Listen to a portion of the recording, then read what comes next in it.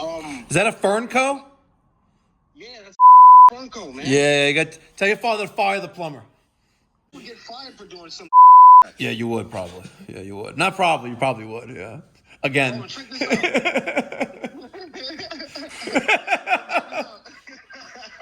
Hold on, check this out though.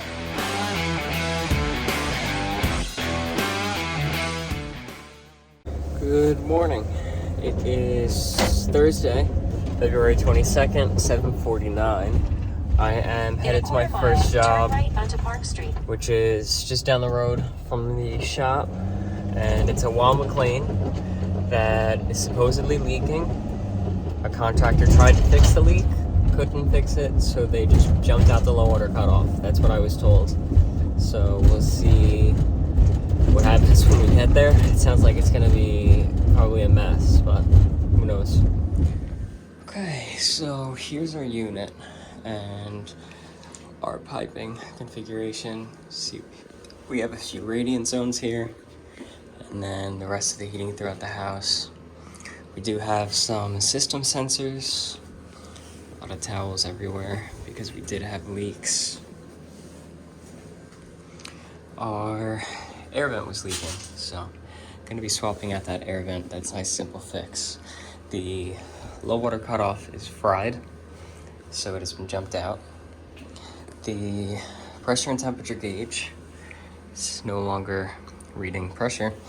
That's the pressure switch tubing, which oftentimes does go bad and pop, so that's gonna need replacement as well. So we're gonna be doing a new pressure temperature sensor, a new RB24 low water cutoff with the brass threads, that way it can ground. This has the plastic threads so it doesn't ground properly. New air vent and the full disassembly and maintenance with the maintenance kit, which I have down here, as well as the other components I'll need. I'm gonna get some more tools down, vacuum, socket set, their cleaning tool, Weil McLain's cleaning tool, and we will get started. Everything should be fairly straightforward. Got some isolation valves here for everything, so be nice and simple to isolate. And it does look like our indirect pulls off of our primary loop manifold as it should. That's the best way for it, and that's the boiler operates the best when it's like that, so that's a nice touch that they did. Pretty neat piping, but he does say that he's had issues nonstop with the system since it's been installed in 2012, so we'll see what we can do as far as getting it running a little more reliably, go through all the parameters and everything, combustion test. You can see where our water level was. There's a little bit of a line on that tube, that U. This whole cabinet was filled with water from the leak from that pressure switch, the pressure sensor, and the water was also dripping down from that air vent. I'm hoping there's not an actual pressure issue, but our expansion tank is isolated off right here, which it should not be. Don't know why they did that, but let's actually see what happens when we open that. Nothing happens. Okay. So we'll see what's going on with our pressure and everything as the system runs here. Maybe his expansion tank is no good. It does sound hollow, so that's a plus. Okay, so air vent has been swapped. Draining water out of the boiler now, so I can replace this low water cutoff, and we can replace that pressure temperature gauge assembly in the boiler. Teflon only on the new low water cutoff so that it can ground.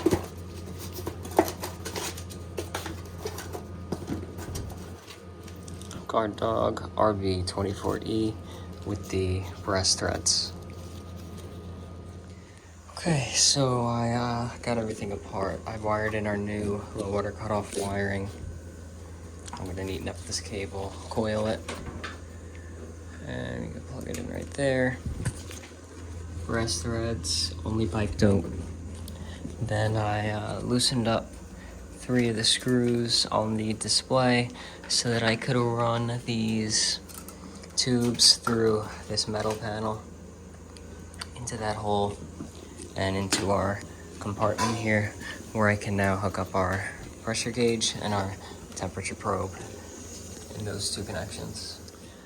Okay, so I just got all the bolts off of the heat exchanger. I got everything else done. And now I can disconnect our gas as well. Now I can pull off our cover plate.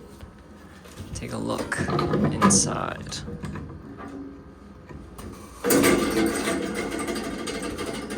Oh, and we're caught. Okay, pulled that burner off. Definitely dusty. Could use a good cleaning. Looks like actually kind of corroded up on the top there. We'll pull that all apart, get a good look at it, replace gaskets. Here is the inside of our heat exchanger, which is very dirty. And it does not look like we have any pitting yet, or at least very minimal. So we'll get this all cleaned up with the sword that's sitting there on top of the vacuum, as well as cleaning up the other surfaces. And for cleaning the heat exchanger, I'm doing the dry clean right now, which is just going in between all of these tubes and scrubbing it. Now this unit is 12 years old, so after 5 years, you're allowed to go in here with some metal tools to clean it up. But before 5 years, they ask you not to, because the heat exchanger has a coating on it that protects the metal from the aluminum from corroding from the acidic condensate. I'll just go through every single one of these just like this. And then I'll also go in at an angle like this in all the tubes from top to bottom. That way everything falls down there, and repeat it on both sides. Okay, and you can see I got the debris piled up right here from the bottom. This is all that aluminum starting to kind of break down. But we look pretty good in there. So we'll vacuum out the dry stuff, and then I'll give it a rinse with some water as well. And for our cover plate, I am just undoing these 3 screws, or bolts, from around the burner. Bolts? Yeah, bolts. And they're trash. They give you new ones in the maintenance kit, which is right there. Let me flip over the customer's information so you don't see that. And you hear all that? We'll blow this out with nitrogen outside. That's the new way I've been doing it. And then we'll replace these gaskets and things like that. Get everything nice and clean again. Okay, get our nitrogen all set up.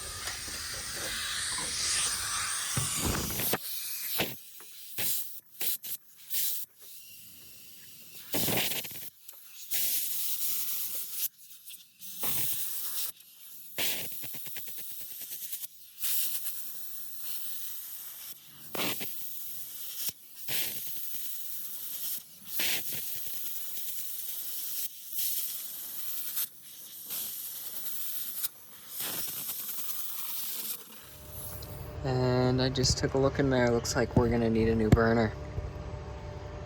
Wow. Never seen that happen before. So, yeah, he's gonna need a new burner. We'll have to get it ordered. Okay, so with everything now reassembled, that burner is not available in the entire state of New York. So we have to order it, put it in another time. But everything is put back together. Gas is connected, gas is on. Our waters are all opened. All of our pressure has remained stable, just under a hair under 15 psi. I can power everything back on. And we got a switch outside here.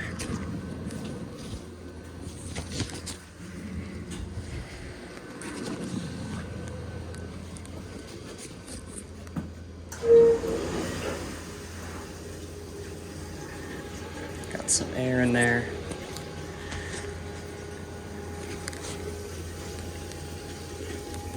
Should make its way out through the air separator.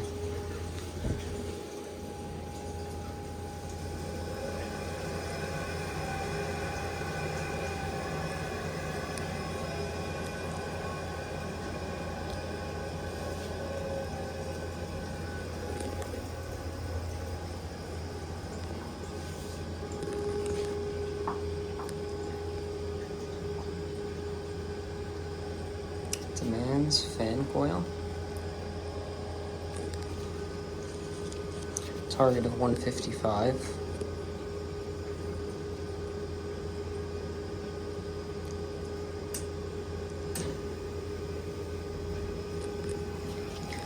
Take a look at our flame in there.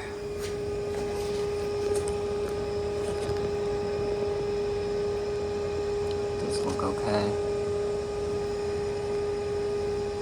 We'll do a combustion test right at that flow test port.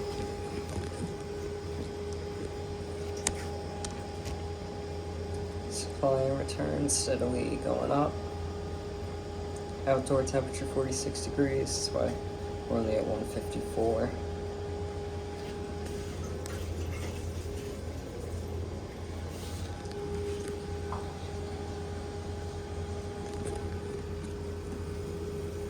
Yeah, so we'll also monitor, see what happens with our pressure as our temperature goes up.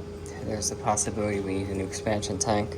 It did say that the relief valve was leaking. I don't know if it was or if the water was just dripping down onto it when the air vent was leaking. We'll just have to monitor it and see. And we did just modulate down. There are our temperatures. Our boiler outlet temperature came up towards 180. So we modulate it down, even though our system sensors are lower than that. Well, actually, our system supply is about where it needs to be. The 155, 154. Okay, so here are our combustion test results. It doesn't matter too much since they're going to change when the burner is replaced. But I did throw a sticker on, got our valves labeled, and tag there with a little bit of history, what I did today.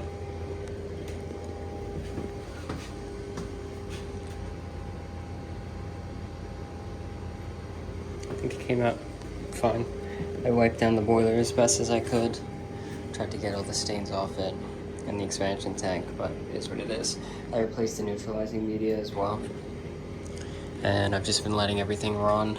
We did satisfy our tank. And we satisfied a few heating zones, so everything looks good. Okay, so that was a nice, fairly laid-back job. I'm headed now to a customer whose water isn't hot. I think it says that they only have warm water throughout the house. Peter was there yesterday, and she requested, At the light, turn I guess, left that I onto Woodland come, Boulevard. so... not Peter, my brother. The other Peter. So we'll see what happens there. I think the mixing valve was adjusted when he was there. He adjusted it. I'm going to see what else is going on. Okay, so let's see how hot our water is here. –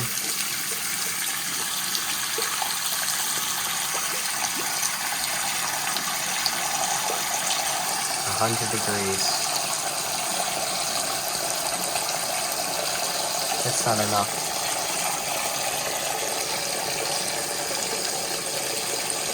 Yeah, that's not enough.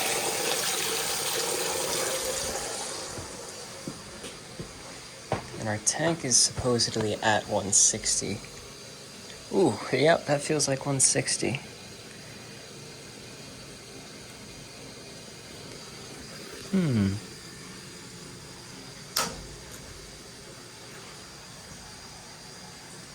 Mixing valve is not moving.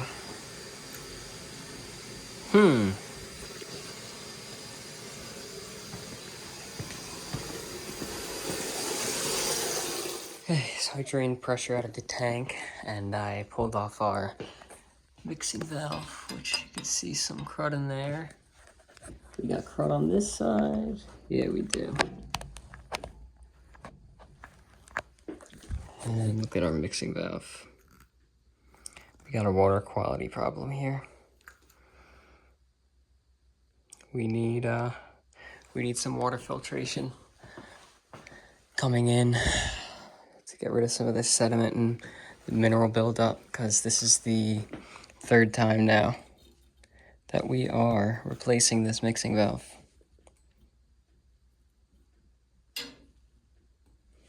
What is this gunk?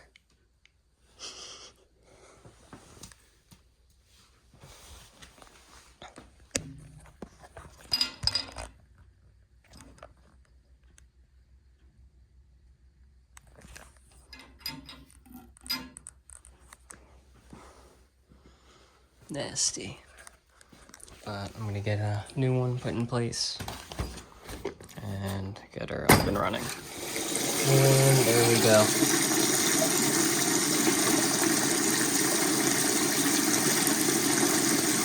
Nice hot water. You can see all the sediment there coming out of it.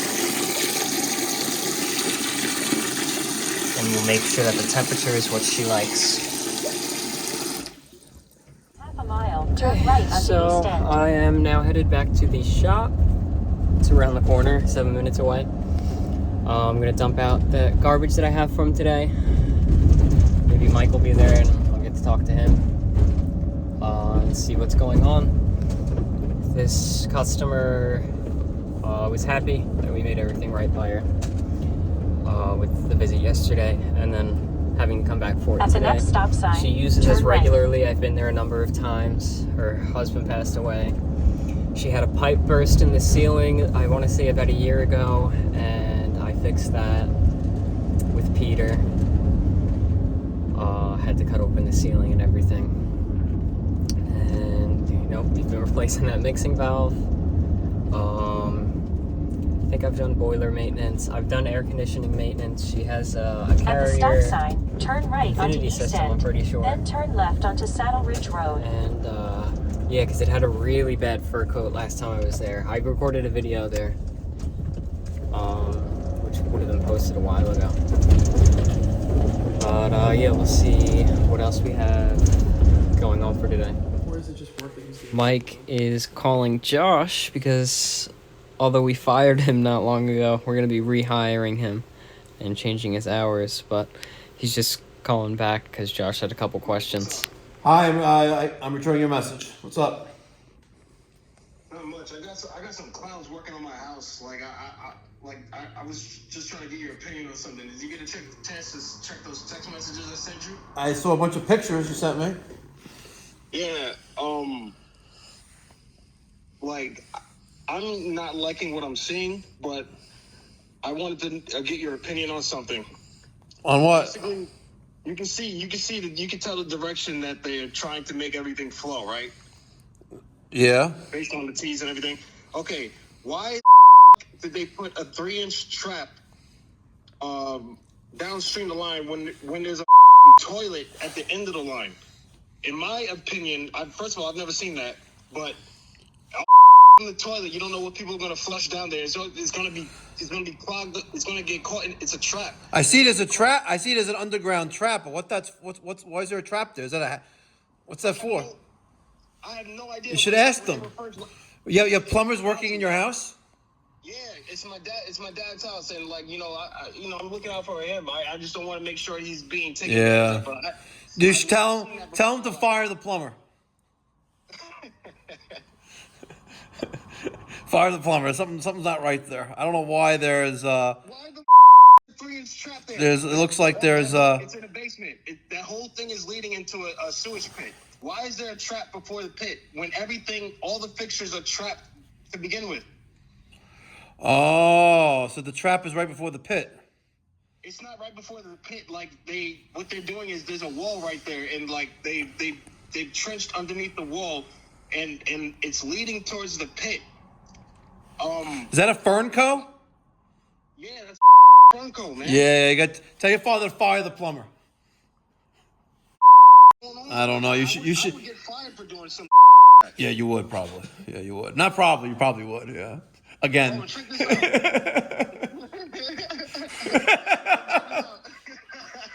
Hold on, check this out though. This is why I know I need to say something to my pops. Look at the first or the last photo. They're using a vent elbow, not even a full swing elbow for the toilet. Yeah. You see it right by the toilet. Yeah, I see that. What the doing? I don't know. You should take over and give your father a big fat bill. Is it pissing me off? I'm gonna say something when I get back from break. My dad is paying like a arm and a leg to get this job done, and I'm looking at this like I could have definitely done it. I hear you. All right, Josh. I'll talk to you later. Yeah. Do you think, boss? All right, bye. All right, bye. And ladies and gentlemen, in case you're wondering, you should put this on your channel. No, I can't. Why not? Because he cursed too much. Oh, okay. In case you're wondering, ladies and gentlemen, Josh is going to make a future appearance. Joshy 2 times. All right. Okay, so that's gonna be it. Nothing else is going on. I am headed to MCN in Farmingdale to pick up all the parts for that heat exchanger and the rest of the components for that RTU that I was at yesterday.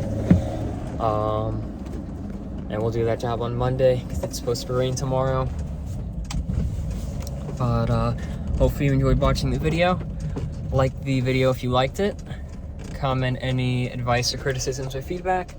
And subscribe. Thanks for watching.